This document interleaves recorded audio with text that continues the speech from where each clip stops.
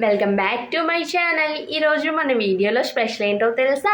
Simple and పర్ఫెక్ట్గా chicken pulao ఎలా చేయాలో అయితే చెప్పేస్తే చూసేయండి. ప్రాసెస్ అయితే చాలా సింపుల్, అలాగే టేస్ట్ కూడా చాలా బాగుంటుంది. ఒక్కసారి ఇలా ట్రై చేసేయండి. చాలా సింపుల్గా చేసేయచ్చు, అలాగే టేస్ట్ కూడా అదిరిపోతుంది. ప్రాసెస్ అయితే చెప్పేస్తే చూసేయండి.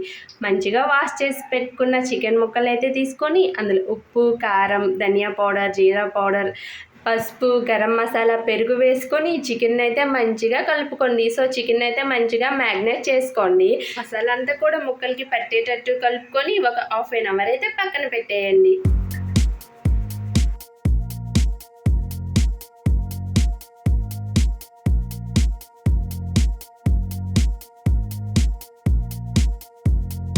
సో పలావ్ ప్రాసెస్ అయితే స్టార్ట్ చేసేద్దామా? ఫస్ట్ అయితే ప్యాన్ పెట్టుకొని అందులో ఆయిల్ ఇంకా నెయ్యి వేసుకొని బిర్యానీ హోల్ గరం మసాలా, జీలకర్ర, అల్లం వెల్లుల్లి పేస్ట్, ఆనియన్స్, పచ్చిమిర్చి, కరివేపాకు, టమాటా వేసుకొని మంచిగా అయితే ఫ్రై చేసేయండి.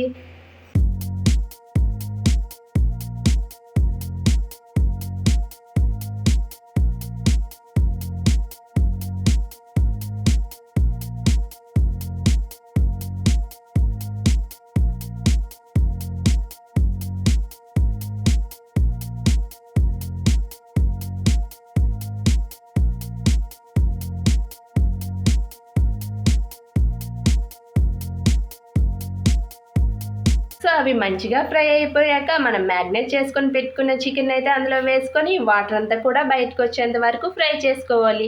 ఇంకేముంది, చికెన్ అయితే మంచిగా ఫ్రై అయిపోయింది కదా, ఇంకా ముందుగానే వాష్ చేసి పెట్టుకుని రైస్ని అయితే అందులో వేసేయాలి. సో ఉప్పు కారం కొంచెం సరిపోదు కాబట్టి కొంచెం ఉప్పు కారం వేసుకొని బాగా అయితే కలుపుకోండి. సో నేను ఇక్కడ 2 గ్లాసులు బియ్యం అయితే తీసుకున్నాను. సో 2 గ్లాసుల బియ్యంకి 4 గ్లాసులు వాటర్ అయితే యాడ్ చేస్తున్నాను. అది కూడా ఇవి నార్మల్ రైస్ కాబట్టి. ఇంకేముంది, మంచిగా కలుపుకొని ఒక నిమ్మకాయ కూడా పిండేసి దమ్ పెట్టేయడమే. ఒక హాఫ్ అన్ అవర్ దమ్ పెడితే